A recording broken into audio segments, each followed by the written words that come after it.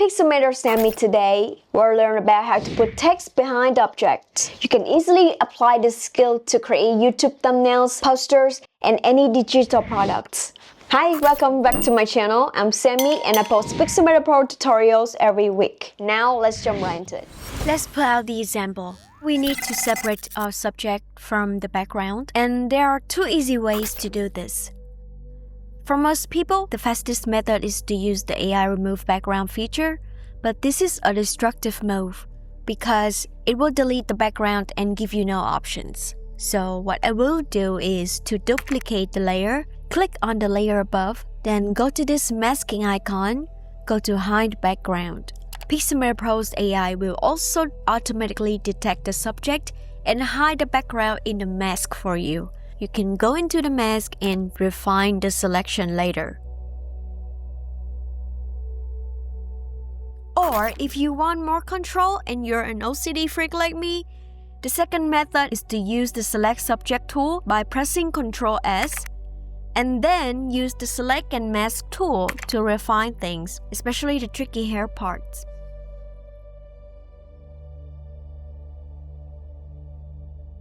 Once you're happy with the selection, press Command J to place the subject onto its own layer.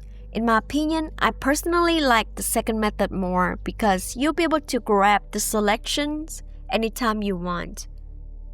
Meanwhile, in the hide background method, once you mess around with the mask, it's hard to get back the refined selection you had before.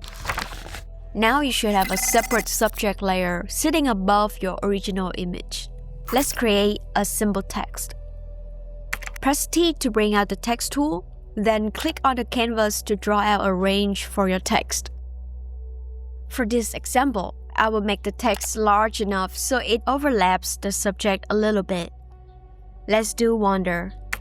And let's choose a cool font for this. You can adjust the font, size, color, and position however you like. Alright. This is where the magic happens. Simply move your layers into this order. Background image at the bottom, text layer in the middle, subject layer on top. And just like that, the text now appears behind your subject. Pretty cool, right?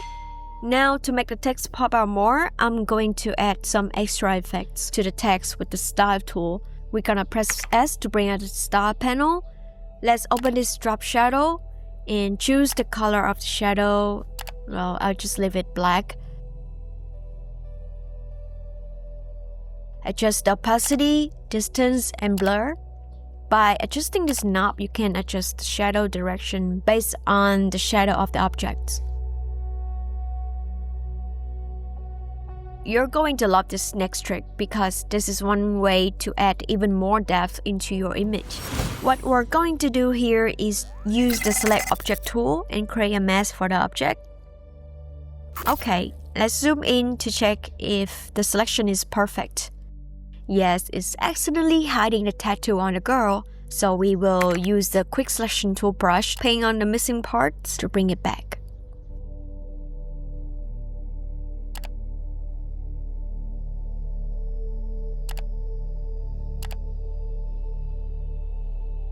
And press Command J to cut out the model onto a new layer. Let's rename with Model. Okay, now we have a perfect cutout layer of the model. Then create a mask for this. Now let's create some text with the text tool. You can save all of these arrangement steps by doing this. Click on the original layer and then create a text above. Using Command G, we'll put this text into a group so we can transform it freely.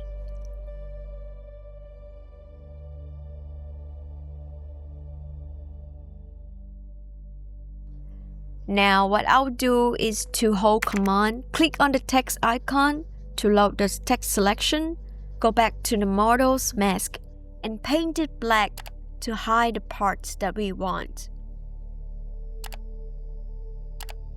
And now we have this cool effect of the model interacting with the text here. A super simple trick, but it instantly makes your thumbnails, poster, and social media graphics look more professional. If you found this helpful, please make sure to hit the like button so this video can reach out to more people, and subscribe to learn more about Pixelmator Pro with me. And you will find this video helpful, so give it a watch. I'm Sammy, and I'll see you in the next one.